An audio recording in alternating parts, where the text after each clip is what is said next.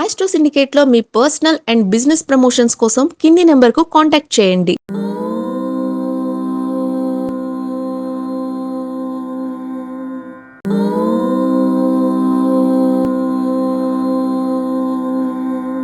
శ్రీ గురుభ్యో నమః. అందరికీ నమస్కారం.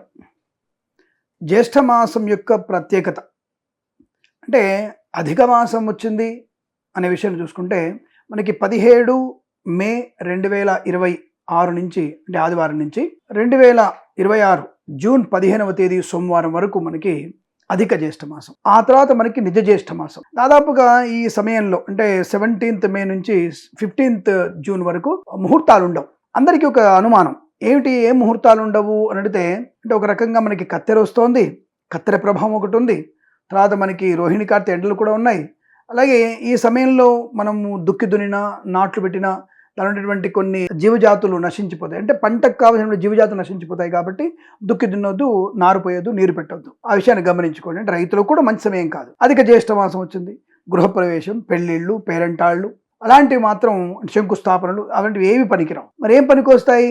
బారసాల చేసుకోవచ్చు, జపతప హోమాదులు చేసుకోవచ్చు, అలాగే షష్ఠపూర్తి మహోత్సవాలు చేసుకోవచ్చు. ఈ రోజున మనకి అంటే ఈ మాసంలో అధిక మాసంలో చేసేటువంటి పుణ్యకర్మలు ఏమిటంటే, ముఖ్యంగా ఎవరైతే తపస్సు చేస్తున్నారో వారికి విపరీతమైనటువంటి ప్రతిఫలం ఏర్పడుతుంది. ఎందుకంటే ఇది త్రివిక్రమ మాసం. యాక్చువల్గా జ్యేష్ఠ మాసాన్ని త్రివిక్రమ మాసంగా చెప్పబడుతుంది. అధిక జ్యేష్ఠ మాసం వచ్చింది కదా, మరి అధిక జ్యేష్ఠ మాసం వచ్చినప్పుడు ఏకాదశి వ్రతాలు 2 సార్లు ఉంటాయి, పితృదేవతల కార్యక్రమాలు కూడా 2 సార్లు ఉంటాయి, 2 సార్లు చేయాల్సిందే. అలాగే వట సావిత్రి వ్రతాలు కొన్ని ఉంటాయి కదా, ఎప్పుడు చేసుకోవాలి అనేది చాలామందికి అనుమానం ఉంటుంది. తప్పకుండా ఈసారి మనకి జ్యేష్ఠ మాసంలో వచ్చినటువంటి 2 ఏకాదశులు కూడా అక్కడ నిజ జ్యేష్ఠ మాసంలో ఉన్నటువంటి వ్రత మహిమ అధిక మాసంలో కూడా ఉంటుంది. కాబట్టి ఈ 17వ తేదీ మే నుంచి 16వ తేదీ జూన్ మధ్యలో వచ్చేటువంటి ఆదివారం నుంచి సోమవారం మధ్యలో ఉన్నటువంటి అధిక జ్యేష్ఠ మాసంలో తప్పనిసరిగా ఎవరైనా సరే తపస్సు చేయండి, జపము చేసుకోండి. విష్ణు సహస్రనామం, లక్ష్మీ సహస్రనామం, లలితా సహస్రనామం, అలాగే మనకి లక్ష్మీ అష్టోత్తరం, జన్మజాతకంలో ఉన్నటువంటి గ్రహ దశాంతర్దశ పరిహారాల కోసం ఇప్పుడు జపం చేయించుకోవడం చాలా విశేషం. ఎవరెవరైతే ఈ సమయంలో జపాలు చేయించుకుంటారో అది విశేషమైనటువంటి ప్రయోజనాన్ని కలిగిస్తుంది అని చెప్పవచ్చు. ఇక మనము ఈ 16వ తేదీ జూన్ నుంచి వచ్చేటువంటి నిజ జ్యేష్ఠ మాసంలో వచ్చేటువంటి యోగవంతమైనటువంటి స్థితి తెలుసుకుందాం మనం. అయితే ఇక్కడ మనకి నిర్జల ఏకాదశి కూడా ఉంది. స్వామి, నిర్జల ఏకాదశి ఎప్పుడు పాటించాలి అని అడిగితే, మనకి నిజ జ్యేష్ఠ మాసంలో ఉన్నటువంటి శుక్లపక్ష ఏకాదశి మనం ఈ యొక్క నిర్జల ఏకాదశి అంటే మంచినీరు కూడా తాగకుండా ఎవరైతే ఆ రోజు ఏకాదశి ఉపవాసాన్ని పాటిస్తున్నారో, నక్తముగా ఉంటున్నారో, మర్నాడు ద్వాదశి పారణ చేసిన తర్వాత అంటే ఎవరికైనా అన్నదానము చేసిన తర్వాత మనము భోజనం చేయడమే ఏకాదశి వ్రత మహిమ.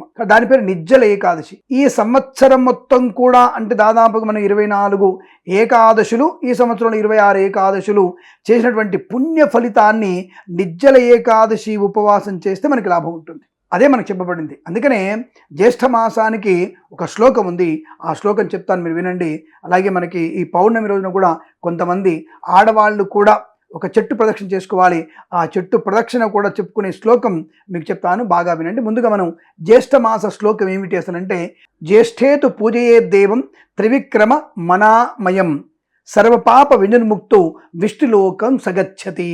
ఈ మాసంలో విష్ణుమూర్తిని ఎంతగా ఆరాధిస్తే మనము విష్ణులోకాన్ని చేరుకోగలుగుతాము.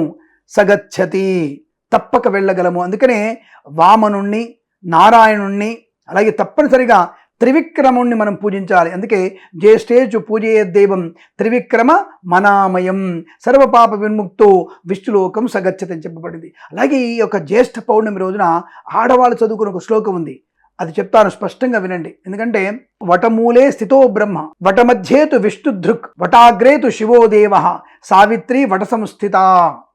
అంటే ఈ వటమూలంలో అంటే మర్రి చెట్టుని గురించి మనం చెప్తున్నాడు ఇక్కడ, బాగా గుర్తుపెట్టుకోండి. వటవృక్షం అంటారు దీన్ని. ఈ వటవృక్షము మనకి ఎంత విశేషాన్ని కలిగిస్తుందంటే, మనకి అద్భుతమైనటువంటి యోగాన్ని కలిగించేటువంటిది.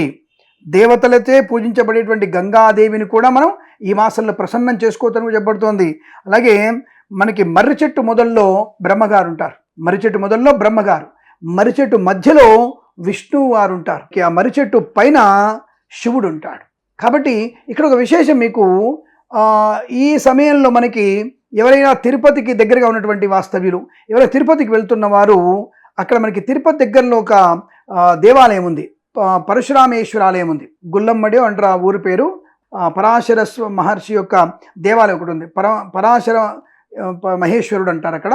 అక్కడ ఒకే లింగాకారంలో కింద బ్రహ్మగారు, మధ్యలో విష్ణువు, పైన శివుడు ఉంటాడు. ఈ దర్శనం చేసుకుంటే ఇక విశేషం. జ్యేష్ఠ మాసంలో ఆ దేవాలయం దర్శనం చేసుకున్న వారికి అద్భుతమైనటువంటి త్రిమూర్తుల అనుగ్రహాన్ని పొందుకోవచ్చు. అందుకనే మరి ఇక్కడ మనం విషయానికి వస్తే, జ్యేష్ఠ మాసంలో పౌర్ణమి రోజున, అది అధిక మాసంలో కావచ్చు, నిజ జ్యేష్ఠ మాసంలో కావచ్చు, పౌర్ణమి రోజున ఆడవాళ్ళు ఎవరైతే ఈ మర్రి చెట్టు చుట్టూ ప్రదక్షిణ చేసుకుంటూ ఇందాక నేను చెప్పినటువంటి శ్లోకాన్ని చదువుకుంటూ మీరు తిరిగినట్టయితే దీర్ఘ సుమంగళి యోగం.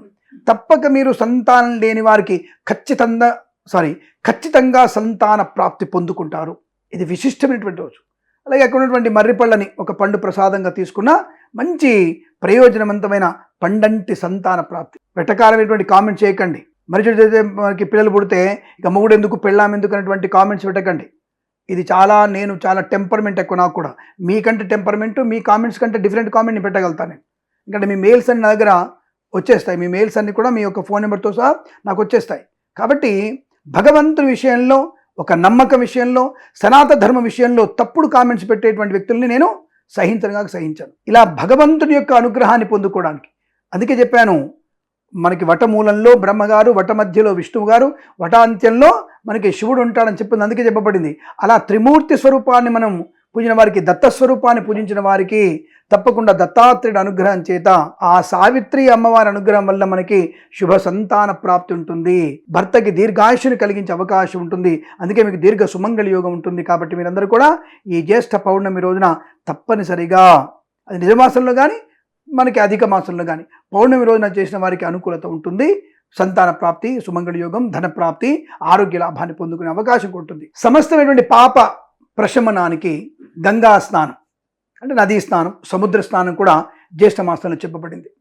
జ్యేష్ఠ శుద్ధ ఏకాదశి కానీ, జ్యేష్ఠ బహుళ ఏకాదశి కానీ, అలాగే మనకి పంచమి కానీ, నిజమాసంలో పౌర్ణమి కానీ, అమావాస్య కానీ తప్పకుండా మనము గంగా స్నానం చేసిన వారికి, పరమ పవిత్రమైన గంగా స్నానం చేసిన వారికి కూడా సమస్తమైనటువంటి పాప నివృత్తి కలుగుతుంది. స్నానం చేతన ఎలా అవుతాయి స్వామి? స్నానం చేస్తే పాపాలు పోతాయా? పాపాలు స్నానం చేయగానే పోవండి. అలా మనం స్నానం చేయడం వల్ల ఆ నదీమ తల్లి సముద్రుడి యొక్క అనుగ్రహము చేత నీలో ఉన్నటువంటి బుద్ధి చాంచల్యాన్ని, నీకు బుద్ధిలో ఉన్నటువంటి అనేకమైనటువంటి రుగ్మతల్ని నాశనము చేసి సత్కార్య సిద్ధిని కలిగిస్తుంది. స్నానం వల్ల అది ప్రయోజనం. అంటే నీలో ఉన్నటువంటి బహిశరీరం యొక్క పాపం పోతుంది.